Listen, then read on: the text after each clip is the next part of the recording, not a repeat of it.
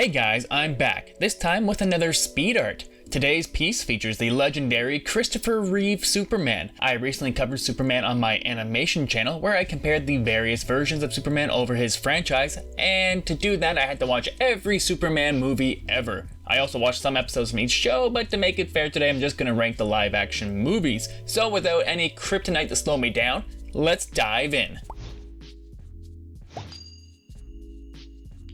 In unlucky number 13 is Superman 4 The Quest for Peace, or as I like to call it, The Quest for a Higher Budget. This film could have been great, but the budget was cut in half and the movie was even cut down to 90 minutes to make room for more showings, leaving it with a rushed plot and gaping chunks of the story missing. Nonetheless, Christopher Reeve is still amazing and the general story is pretty topical for the time, with Superman taking on the fear of nukes. It's just unfortunate everyone involved had to deal with insane production problems, but it's still a fun watch in a so bad it's good kind of way.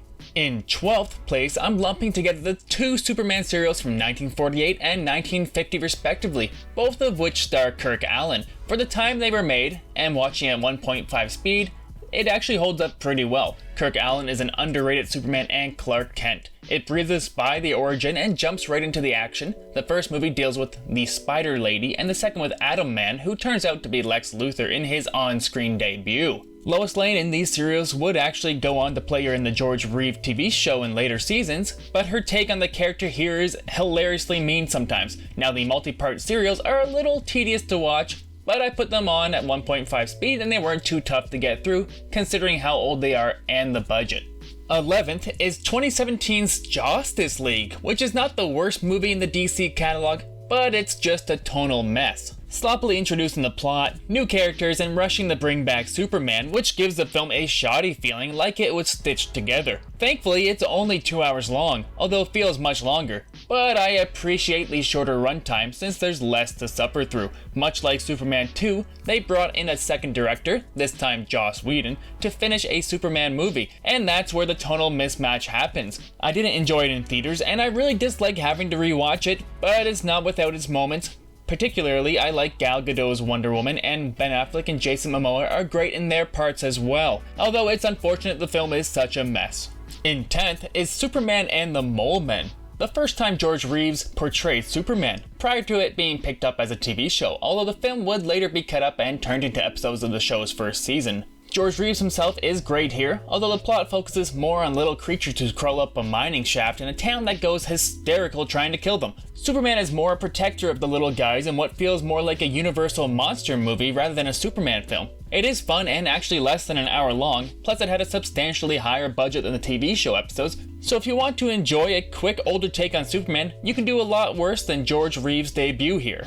9th place is gobbled up by Batman v Superman. It's good, and I enjoy it like I do most of Snyder's work, but like usual, he could have cut out a few plot lines for pacing. 3 hours for a movie is just too long, even if the extended cut fixes the plot issues. A superhero film should never feel like it's dragging along. This is Batman v Superman, not Kramer v Kramer. Still, the casting here is pretty good, even if Lex Luthor feels utterly out of place here, but Ben and Henry are both great in their roles. I just wish we got a little more character work from them in this film.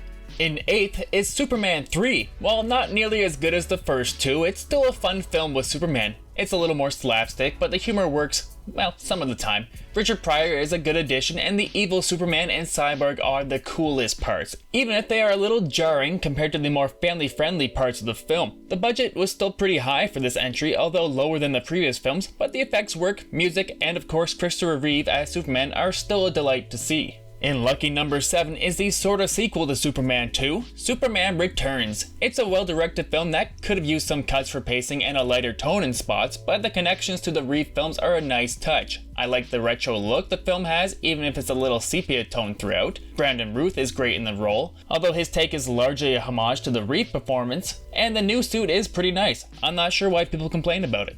It's unfortunate some accused criminals star in supporting roles and were behind the scenes, but if you can get over that, there's some good parts of this reboot that work pretty well. In 6th is more of a mini-series I guess, but whatever. Zack Snyder's Justice League joins the list here. It's not a perfect film and some parts, like usual for Snyder, drag on and on, But for the most part, this is a cohesive vision with better pacing than the theatrical cut, which was 2 hours long and this is over 4 hours long, so this one actually feels shorter somehow, and it does a much better job of building up the characters. I still don't think they should have covered this storyline so quick in this franchise, but for what it is, it works pretty well. Fifth place goes to Superman 2. While not as strong an outing as the first film, the equally matched opponents add a twist to the movie, and the tighter pacing makes it a quicker watch. It lacks some of the heart of the original, though the Lois and Clark stuff here is the film's best parts, along with Zod and his minions when they go on their rampage. Unfortunately, it does have some tonal shifts going from serious to funny, which isn't handled as masterfully as the first film, largely because they fired the original director halfway through production. But Christopher Reeve continues to wow in this entry, and the supporting cast is great as well.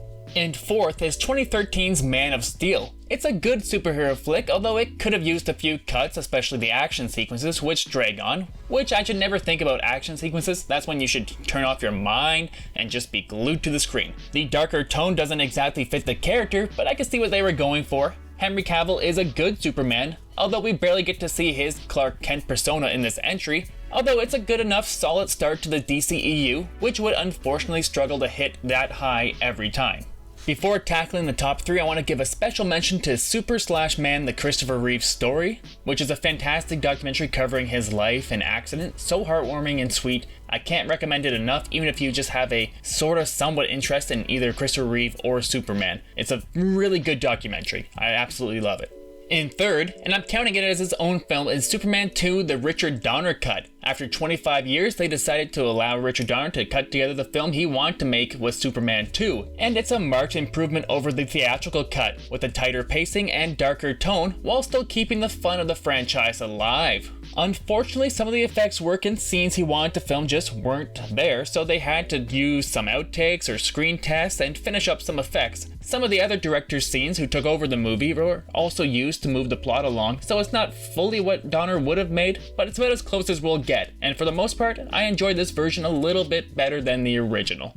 In second is the latest Superman film, Superman. James Gunn knocks it out of the park in the DCU's opening film. Extravagant action scenes, funny, and heartfelt. Superman is a must-watch movie this summer. Multiple times during the film, my eyes were watering. It's just a beautiful story of hope and acceptance and good versus evil. While the real world isn't as black and white, and some people might be a little irked by the political messaging in the film, to me it's really just about someone who is innocent who wants to save lives in a world where that is seen as radical by some or a political move by others. David Corenswet does a great job in the role, and so do the rest of the cast, which feels like a fleshed out world with a grand scale. So while you're listening to me, if you haven't seen it, go and watch it. It's great. But in first place is the all-time classic superhero film, which ushered in many more films from the DC and Marvel, Superman, the movie. It's a terrific take on the classic tale, following the destruction of Krypton, Clark Kent's origin, training, and then eventual reveal as Superman in Metropolis. The film gets me misty-eyed knowing the fate of Reeve, and the story pulls on the heartstrings. Superman in all his glory doesn't show up until about the second half, but the first half is actually my favorite part.